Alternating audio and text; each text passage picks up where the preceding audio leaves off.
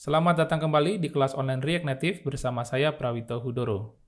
Pada materi kali ini kita akan mempelajari bagaimana proses integrasi dengan Payment Gateway.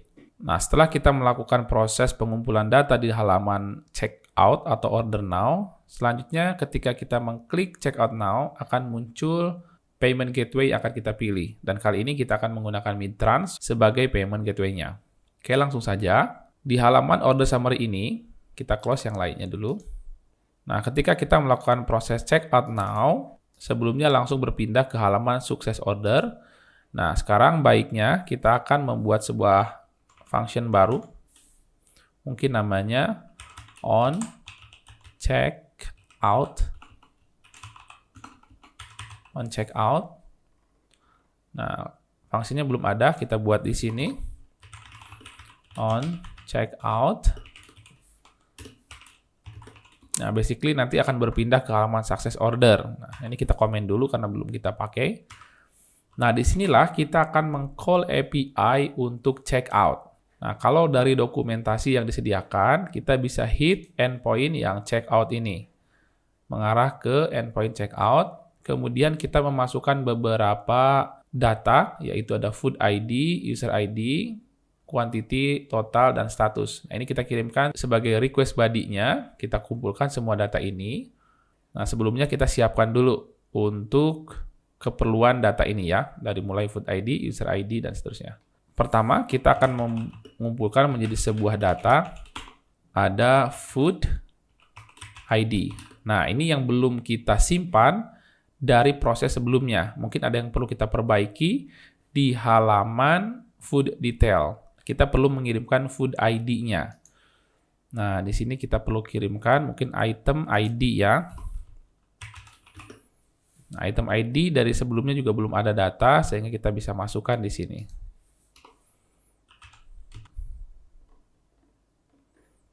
Nah, kita masukkan ID. Nah, kalau teman-teman lihat, di sini kita memberikan nama yang selalu sama. Key-nya ID, value-nya ID. Name-nya, key-nya name, value-nya name. Price, key-nya price, value-nya juga price. Kalau sama seperti ini, sebenarnya kita bisa menyederhanakan cukup memanggil key-nya saja. Karena value-nya sama. Oops, sorry, terhapus komanya. Karena value-nya sama dengan key. Nah, bisa seperti ini.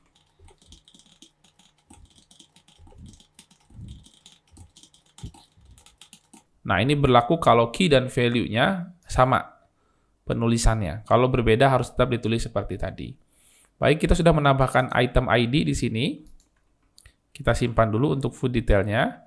Kita lakukan back supaya ID tadi tersimpan ya. Mungkin kita beli sampai banyak ya. Ini Sultan memberi stick dalam satu kali pembelian.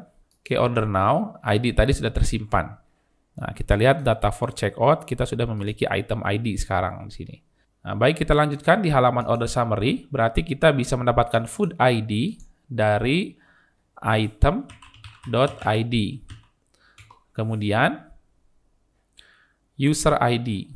Nah, user ID kita dapat dari user profile.id. Selanjutnya, quantity. Nah, ini dari transaction.total item ya. Oke, selanjutnya total. Nah, untuk total ini didapatkan dari transaction.total. Jadi total yang ini ya, yang total keseluruhan pembayaran, bukan yang ini, bukan per itemnya. Selanjutnya, setelah total, ada status. Nah, status ini kita harus kirimkan berupa string, di mana standar untuk status ini kita bisa lihat di dalam transaction. Nah, nanti akan ada description nih, untuk status itu ada apa aja. Untuk status itu ada posisi pending, on delivery, delivered, sama cancel. Nah, ini, karena ini baru proses payment, berarti stepnya, statusnya adalah pending. Nah, nanti kalau sudah diproses oleh Midtrans dan pembayaran sukses, baru prosesnya ke on delivery.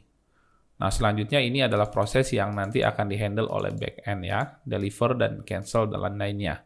kita hanya perlu kirimkan untuk proses checkout ini statusnya pending. Nah, sehingga di sini kita kirimkan prosesnya disebut pending. Oke, statusnya kita kirim string pending. Dan inilah data yang akan kita perlukan untuk proses pengiriman kepada backend. Nah, selanjutnya di sini kita akan melakukan proses pemanggilan API. Kita panggil axios.post. Kemudian kita masukkan URL-nya. Nah, seperti ini.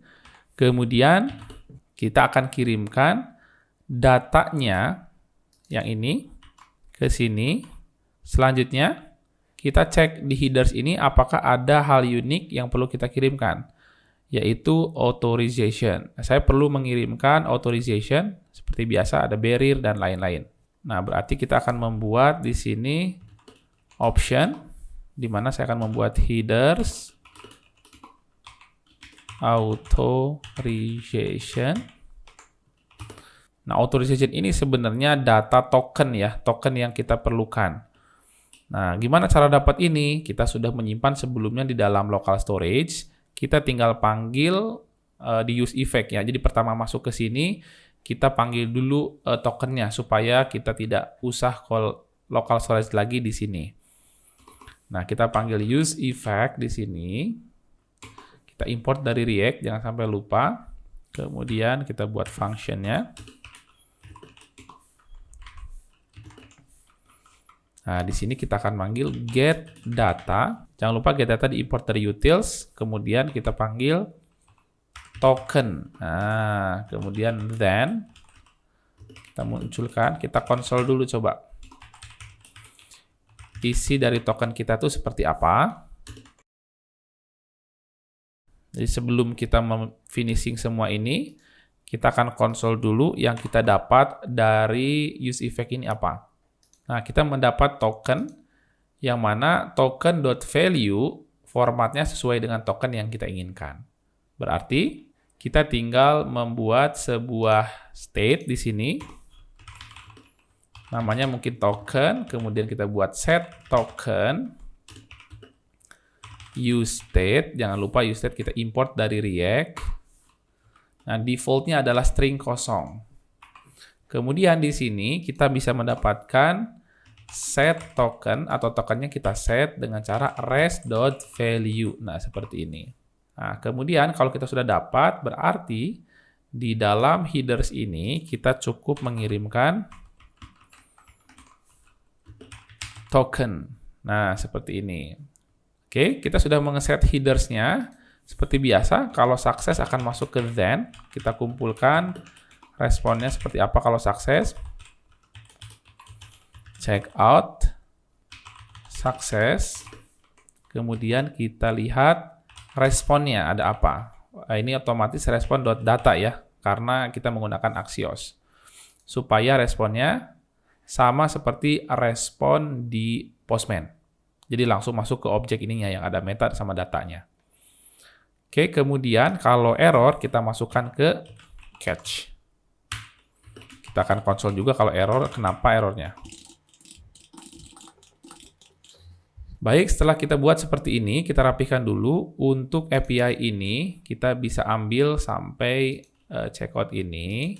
Kemudian kita ganti menjadi API host yang diimport dari config.url ya. Baru kita /checkout biar lebih pendek. Kenapa saya memanggil Axios di sini? Sebenarnya tujuannya sederhana saja. Bisa saja saya buat di action creator, namun kita perlu menambahkan promise di sana. Nah, untuk sementara kita akan buat di sini dulu supaya lebih cepat prosesnya, dan promise-nya langsung kita buat di sini saja. Nah, kita akan lihat proses suksesnya karena di sini kita akan memunculkan payment mid-trans. Oke. Nah, selanjutnya setelah ini sukses, ketika proses sukses ini kita peroleh, kalau dilihat dari dokumentasi di Postman, kita akan mendapatkan beberapa respon data seperti ini. Kemudian kita akan mendapatkan URL yang penting yaitu payment URL. Inilah payment gateway mid-trans-nya. Kita akan menghit URL ini. Nah, untuk menghit API ini ada berbagai macam cara. Kita bisa saja memindahkan apps kita ke browser default-nya. Jadi kita membuka browser lain yang ada di HP kita. Contoh ada Chrome ataupun ada Mozilla dan lain-lain, kita bisa open. Nah, tapi alangkah lebih baiknya kita open di dalam aplikasi kita saja. Jadi kita akan membuka web view di dalam aplikasi ini. Nah, nanti di web view itu memunculkan payment gateway Midtrans-nya. Nah, untuk sementara kita akan coba dulu memunculkan web view-nya. Oke, untuk web view itu sendiri kita akan menggunakan package dari React Native Community, yaitu React Native Web View. Ini adalah web view yang direkomendasikan oleh React. Cara installnya juga mudah. Nah, kita bisa melihat getting started-nya seperti apa kalau ingin lebih detailnya lagi. Nah, ini cara installnya. Kita masuk ke terminal. Nah, React Native Web View ini sepertinya tidak menyentuh sampai folder Android, sehingga kita coba tidak merestart dulu. Nanti kalau ada error, kita coba restart dan install ulang aplikasinya. Oke, kalau sudah, kita bisa langsung masuk ke cara penggunaan. Ini kalau manualnya seperti apa. Nah, untuk cara penggunaannya, kita bisa menggunakan ini, import web view. Kita import dulu di sini. Kemudian, kita munculkannya seperti ini. Nah, sementara saya akan munculkan web view ini di halaman ini ya. Nah, jadi sebelum kita mereturn page ini, kita malah mereturn web view. Nah, ini saya hanya untuk mencoba saja seperti apa sih tampilan web view yang nanti akan kita gunakan. Kemudian ini kita bisa arahkan ke mana saja. Contoh, mungkin kita arahkan ke google.com juga boleh. Kita coba simpan terlebih dahulu. Oke, di sini terjadi error. Sepertinya memang kita harus merestart dulu aplikasinya. Kita restart dulu.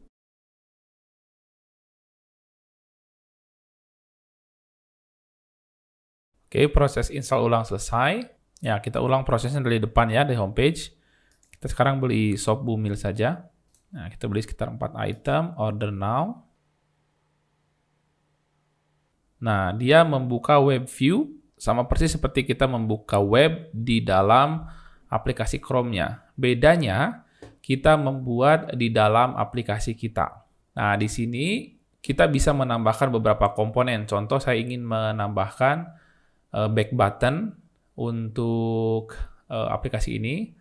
Contoh, mungkin kita akan menambahkan di dalam web view ini, kita bungkus dulu pakai fragment ya, karena tidak boleh ada dua komponen berjejeran dalam satu return. Oke, nah nanti di sini saya akan membuat sebuah header mungkin payment seperti ini. Nah, jadi di atasnya ada komponen dulu, baru web view-nya. Nah, di sini kita melihat ada margin top 20 pixel. Nah, ini kita remove saja, jadi biar tidak ada space antara headers dan juga web view-nya. Nah, kalau seperti ini, seperti kita membuka sebuah aplikasi ya, bukan membuka sebuah web. Padahal sebenarnya web view ini adalah sebuah web yang kita open di dalam aplikasi kita. Oke, nah di sini kita akan membuat beberapa styling tambahan yang mungkin tidak ada di dalam desain. Tujuannya hanya untuk menyediakan back dan juga mungkin headers-nya. Nah, ini mungkin kita akan buat pakai komponen header saja, biar kita tidak usah membuat dua komponen. Nah, kita panggil headers, sudah kita import ya. Header ini, maaf sebelumnya berarti ini untuk return yang sebelumnya sepertinya ter-remove ya. Kita akan coba undo dulu. Nah, jadi ini ke-remove oleh Prettier ya. Kita akan komen saja sebelum dia meremove secara otomatis. Nah, kita uncomment dulu, kita komen dulu, kemudian kita kembalikan yang ini. Seperti sebelumnya, kita bungkus dengan fragment. Nah, kita masukkan web view ke atas sini. Kita tambahkan header. Di mana header ini sama seperti yang lain, ada title. Kita tambahkan juga subtitle. Nah, mungkin untuk headers di checkout, kita buat namanya mungkin summary ya, atau order summary. Sedangkan di payment ini, di nantinya di Midtrans, ini kita akan buat payment title-nya. Kemudian kita sediakan juga on back-nya, karena bisa jadi kita akan membuat call on back. Nah, on back ini tidak harus kita berpindah halaman ya ke halaman sebelumnya. Bisa jadi kita hanya meng-close web view-nya, kemudian kita munculkan halaman order summary-nya. Bisa jadi seperti itu. Oke, kita coba simpan dulu. Nah, jadi nanti akan ada seperti ini halamannya. Bedanya yang di bawah sini nanti payment-nya mid-trans kita akan buat. Nah, sekarang kita akan mendapatkan respon data di sini. Kalau sukses, kita mendapatkan URL dari mid-trans sesuai dengan respon di sini. App sandbox-nya mid-trans. Nah, gimana kita cara mendapatkannya?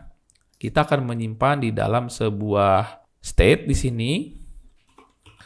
Mungkin kita membuat status ya, is payment open. Nah, jadi apakah payment-nya sedang open? Kalau open, yang muncul adalah halaman payment gateway.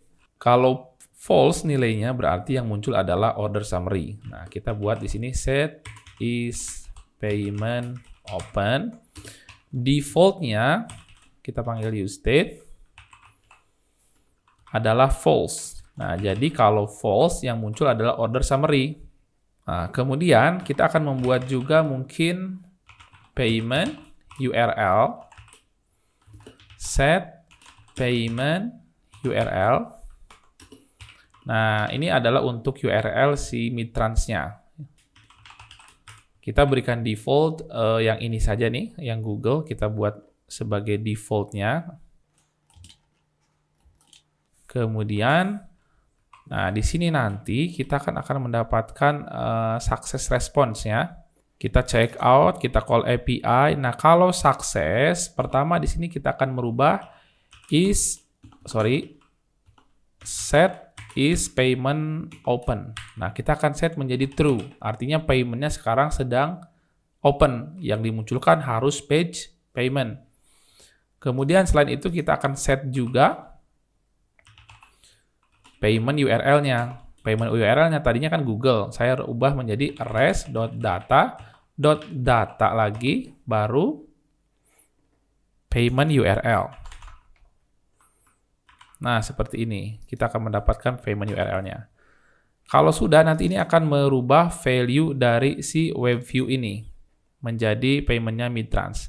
Dengan catatan ini kita rubah dulu menjadi payment URL. Nah, oke. Kemudian di sini kita akan memberikan logic. Jika is payment open bernilai true, maka akan mereturn ini. Nah, tapi kalau dia bernilai false, yang akan di-return yang ini, yang payment order tadi. Order summary-nya. Oke, nah sehingga sudah kita siapkan nih logiknya. Kalau kita simpan, nah yang muncul di sini pertama kali adalah order summary. Kenapa? Karena is payment-nya masih bernilai false. Kita akan coba check out di sini. Nah, check out itu kan akan mereturn sukses ataupun error. Kalau sukses dia akan merubah menjadi web view. Nah, kita klik check out now. Nah, dia masuk ke halaman payment. Berarti dia sukses untuk check out-nya. Kemudian payment-nya open atau mid-trans-nya dibuka sama dia di web view. Nah, sekarang kan tampilannya sebenarnya ini tampilan web, cuma di aplikasi kita. Jadi kita masih bisa memunculkan payment gateway tapi tetap sesuai dengan tampilan yang kita miliki. Kita masih punya header kita, kemudian punya back. Nah, di sini juga kita bisa menyediakan back-nya, di mana back di sini saat ini kan masih navigation on back nih di dalam payment ini. Nah, di sini mungkin kita bisa ganti menjadi set is payment-nya, is payment open-nya menjadi false. Jadi kita tutup kembali supaya yang muncul adalah order summary-nya. Nah, coba kita simpan. Nah, di sini sebenarnya kita bisa melakukan proses next dan lain-lainnya sebagaimana payment di mid-trans. Namun sebelum itu kita coba back dulu. Siapa tahu order saya salah ya, saya ingin merubah. Tinggal kita back. Nah, kita bisa balik lagi ke order summary. Kita back lagi. itemnya saya mau beli 5 ya, bukan 4. Nah, jadi kita bisa meng-cancel payment dulu sebelum payment itu dilakukan. Kemudian kita order now, kita cek lagi, oke udah 5 items, kita check out ulang. Nah, kita munculkan payment yang terakhir, jumlahnya 1,6, kita akan belanja. Kemudian nama saya ini, kemudian emailnya ini. Nah, kita bisa lanjut nih. Nah, tapi sebelum lanjut, oke, kita coba tes dulu payment Midtrans seperti apa. Nanti kita akan pilih melalui apa nih? Melalui ATM bank, ATM-nya apa, dan seterusnya. Kita akan nanti selesaikan payment-nya. Nah, namun sebelum payment ini kita selesaikan, saya ingin menunjukkan lagi di web view ini, kita bisa memunculkan setiap perubahan yang dilakukan di dalam webnya. Sehingga nanti pas sukses, kita bisa tahu nih posisinya sedang sukses. Kalau sukses, saya akan tutup si payment ini, kemudian saya pindahkan ke success order. Nah, caranya, kita masuk ke deskripsi detail dari React Native Web View. Nah, kita banyak bisa menggunakan props yang sangat bermanfaat untuk kita. Salah satunya adalah penggunaan perubahan navigation. Contoh di sini kita bisa menggunakan on navigation state change. Jadi kalau setiap perubahan URL-nya kita ketahui nih perubahan si web view ini. Kita bisa menambahkan on navigation state change. Nah, sementara mungkin kita bisa membuat function yang mengkonsol saja di sini console.log apa perubahannya gitu. Nah, caranya kita bisa lihat detailnya di sini. Kita bisa melihat perubahannya. Nah, state-nya apa aja yang berubah. Kita konsol, nav-nya perubahannya apa aja. Kita simpan dulu. Nah, navigation-nya kita kemana aja bisa dilihat nih. URL-nya seperti pindah ke halaman ini. Kemudian kalau kita pindah lagi ke sana, lanjut. Nah, state-nya berubah lagi, dia ke select payment, gitu. Jadi kita tahu posisinya sekarang berada di URL mana. Nah, ini sangat membantu sekali, karena kalau kita sudah masuk ke URL katakan sukses, ya kita tinggal redirect ke halaman yang lain. Kemudian selain daripada itu, kalau kita lihat tadi kita ada sedikit loading ketika merender Midtrans ini. Nah, kita bisa memunculkan loading sebenarnya. Jadi, biar tidak blank putih seperti tadi. Nah, caranya kita bisa menggunakan ini render loading ya. Kita bisa copy ini, kita gunakan di dalam aplikasi kita. Jadi kalau sedang loading, start in loading state-nya dibikin true, kita bisa merender komponen loading. Nah, komponen loading ini kita akan panggil dari komponen. Kita sudah pernah membuat komponen loading sebelumnya. Oke, kalau kita simpan, kemudian kita coba back payment-nya, check out. Nah, ada loading dulu sebelum muncul Midtrans-nya. Jadi tidak blank putih. Itu lumayan membantu untuk experience-nya. Oke, sekarang kita akan coba melanjutkan payment sampai sukses ya. Kita tetap mencatat perubahan navigasinya supaya tahu kapan kita selesainya. Kita akan coba ATM. Nah, jadi kalau untuk coba itu kita menggunakan ATM ya payment-nya. Kemudian kita pilih salah satu, mungkin BCA. Kita bisa menggunakan ATM BCA atau MBCA dan lain-lain. Lihat nomor rekening. Nah, kemudian memproses payment. Mohon selesaikan pembayaran. Nah, lakukan pembayaran sesuai dengan metode pembayaran. Silakan tutup halaman ini. Nah, di sini kita bisa melihat nih, navigasi kita terakhir kan udah sampai di sini nih. Lakukan pembayaran sesuai dengan metode pembayaran yang dipilih. Asumsikan ini sudah sukses ya. Kita juga bisa melihat nih navigasinya, terakhir itu kita diarahkan ke sini. Kita bisa melihat URL-nya. Nah, kita bisa melihat nih, kita diarahkan ke URL Food Market Build with Angga ID dengan endpoint Midtrans Success. Namun statusnya masih pending dan lain-lain. Nah, ini bisa menjadi parameter kita untuk berpindah ke halaman success screen ya, karena statusnya sudah diselesaikan payment-nya. Nah, ini bisa menjadi parameter. Kita copy saja. Nah, perubahan ini bisa menjadi standar kita. Kita bisa membuat logic terpisah dengan membuat function di atasnya supaya lebih rapi. Const on nav change. Nah, jadi kita buat function khusus perubahan URL di Midtrans-nya. Nah, kita akan membaca state perubahannya. Nah, di sini kita bisa membuat konsol yang ini. Nah, di sini kita bisa pindahkan logic ini ke dalam sini. Kemudian kita tinggal panggil aja di sini on nav change. Oke. Nah, kita akan coba ulang payment-nya. Kita tadi mengetahui bahwa kalau sedang state.url, nah di sini kita bisa memberikan logic. Nah, jika state.url sama dengan, nah tadi kan URL-nya kita simpan nih di sini. Katakan kita membuat URL success seperti ini. Nah, kalau URL-nya sudah sampai sini, atau bisa juga kita menambahkan const title webnya. Nah, sudah masuk ke sini Laravel. Artinya kita sudah masuk ke dalam API kita.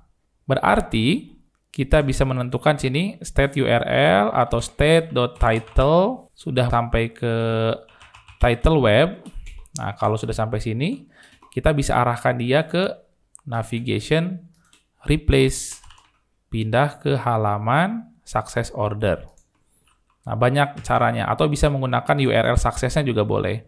Nah, kenapa saya tidak menggunakan URL success? Karena nanti di production, API-nya akan saya rubah. Jadi ini perlu saya rubah lagi. Jadi untuk teman-teman bisa melakukan parameter perubahannya di title web.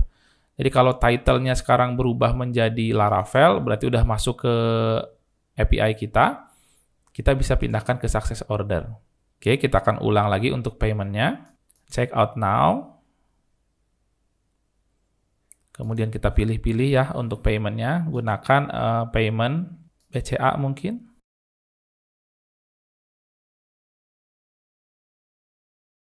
Selesaikan pembayaran. Ups, perubahan saya belum muncul ya. Oke, di sini masih error. Mungkin kita perlu merefresh aplikasinya.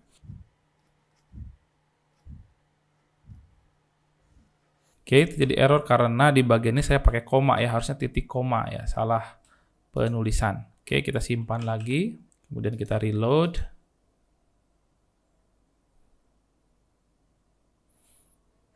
Oke, kita order lagi. Kemudian kita order 3 mungkin ya itemnya, order now. Oke, kita coba order 3 items ini, check out now. Oke, kita masuk ke payment, lanjut. Bank transfer, kita proses, selesaikan pembayaran. Nah, tadi sudah masuk ke URL Laravel kita, langsung kita arahkan ke success. Nah, sehingga di sini kita bisa membuat parameter tergantung dari logic teman-teman semua. Yang terbaik memang kita tentukan URL success-nya sampai mana nih. Kita kan bisa beda-beda URL-nya. Nanti kalau production juga bisa beda-beda. Untuk sementara waktu kita bisa menggunakan title webnya, yaitu ketika saya sampai di state-nya Laravel, saya anggap itu sudah sukses.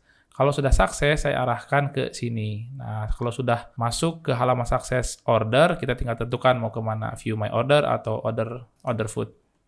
Baik, demikianlah proses integrasi dengan payment gateway Midtrans. Semoga bermanfaat.